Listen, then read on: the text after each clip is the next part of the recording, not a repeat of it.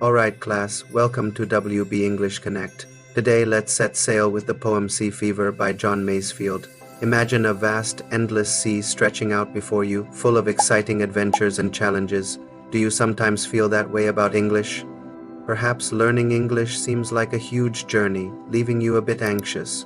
Or maybe you have this burning desire to become fluent in English, but don't know how to start. Fear not, because just like the sea offers both calmness and storms, English can be both simple and complex. And you, my friend, are the captain of your own learning ship. All you need is the right guidance and motivation to navigate the waves of grammar rules, vocabulary, and pronunciation. Today we're going to take a deep dive into the poem Sea Fever by John Masefield, which explores the theme of longing for adventure and freedom through its vivid imagery and powerful metaphors. We'll uncover the lessons it holds for anyone who dares to chase their dreams and overcome challenges.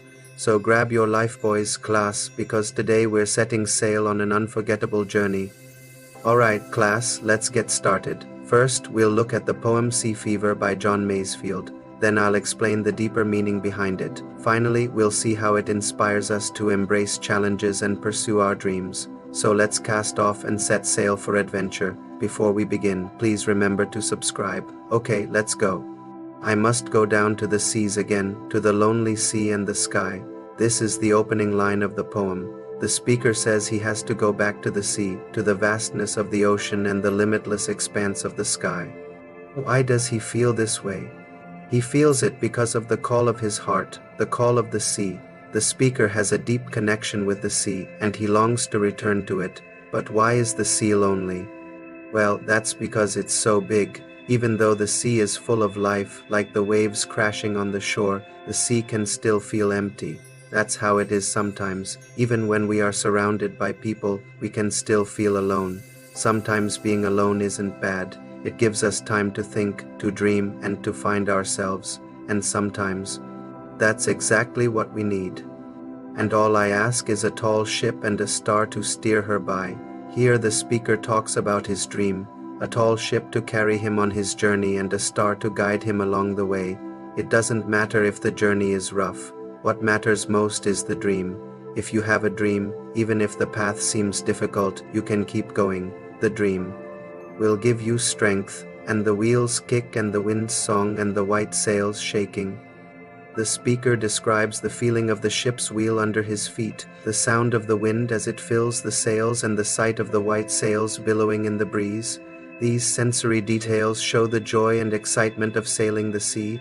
They remind me of when you learn something new, you feel excited, proud, and ready to take on the world. It's the same when you learn English. When you speak English, you express yourself, share your thoughts, and connect with others. And that's an exciting feeling, isn't it? And a gray mist on the sea's face and a gray dawn breaking.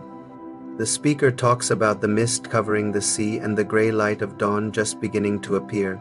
This creates a peaceful atmosphere, like the calmness you feel after a storm. It reminds me of the feeling you get after overcoming a challenge. When you learn something you've been struggling with, you feel a sense of relief and satisfaction. It's the same when you understand a difficult grammar rule or pronounce a tricky word in English. You feel a sense of achievement. Now let's take a moment to practice. Say these lines with me. And a gray mist on the sea's face and a gray dawn breaking. Repeat after me. And a gray mist on the sea's face and a gray dawn breaking. Great job, class. I must go down to the seas again for the call of the running tide. Now the speaker says he must go back to the sea. Because of the call of the running tide, the rhythm of the waves pulling back and forth keeps calling him. Why does he feel this way? Well, because he loves the sea, it makes him feel alive. He feels the pull of the sea just like you feel the pull of your dreams.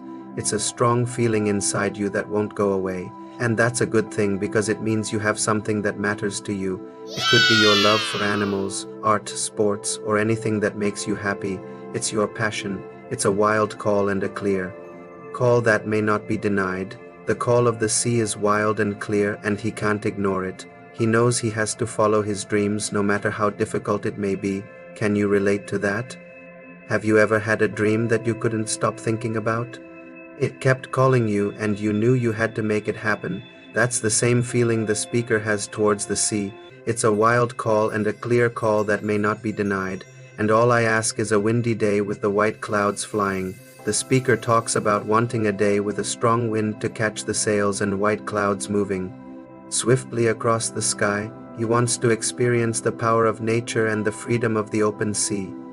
Why does he want this? Because he loves the feeling of being alive and connected to something bigger than himself. And when you learn English, do you also feel this way? When you speak English, do you feel more confident and connected to the world around you? And the flung spray and the blown spume and the seagulls crying. The speaker describes the sea spray being thrown up by the wind, the white foam created by the waves, and the sound of the seagulls crying. These details bring the scene to life, making you feel like you're right there on the ship with him. Do you love listening to the waves crashing on the shore or the birds flying overhead? When you listen to these sounds, do you feel a sense of wonder and excitement, a desire to explore and discover new things? Just like the speaker, you may not be able to put it into words, but you know that there's a part of you that longs for adventure and freedom. Now let's take a moment to practice. Say these lines with me, and the flung spray and the blown spume and the seagulls crying. Repeat after me, and the flung spray and the blown spume and the seagulls crying. Great job, class. Now let's read the last stanza together. I must go down to the seas again, to the vagrant gypsy life, to the gully's way and the waylee's way where the wind is like a whetted knife. And all I ask is a merry yarn from a laughing fellow rover and quiet sleep and a sweet dream when the long trickie's over.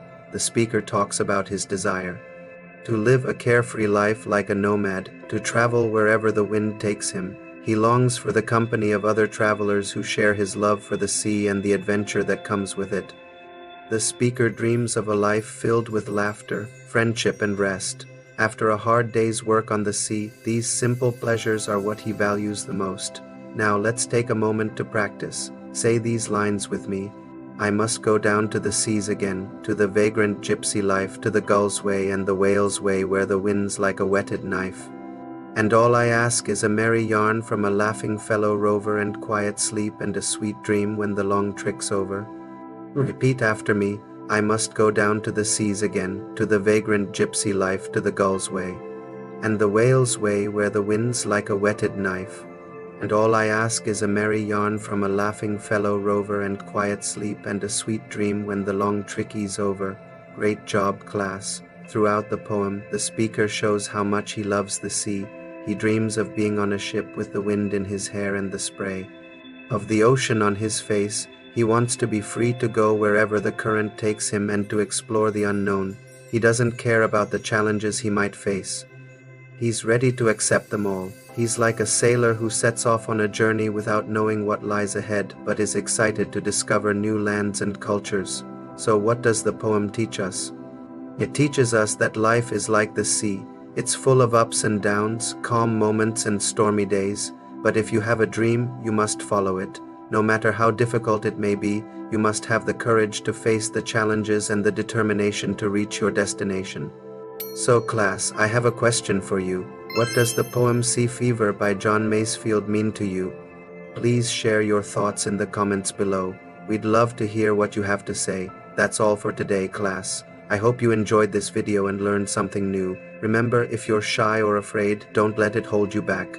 The ending of this video is not what you expect. Watch till the end to see why. The poem goes, "Oh, to sail beyond the sunset, where the ocean's calm and the ship sails on a starlit night, with the stars close by and the moon shining bright.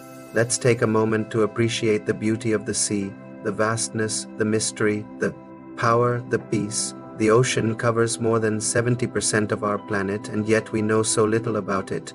It's time to wake up and smell the salt air, my friends. Time to set sail and explore the world. Don't just dream about it, do it.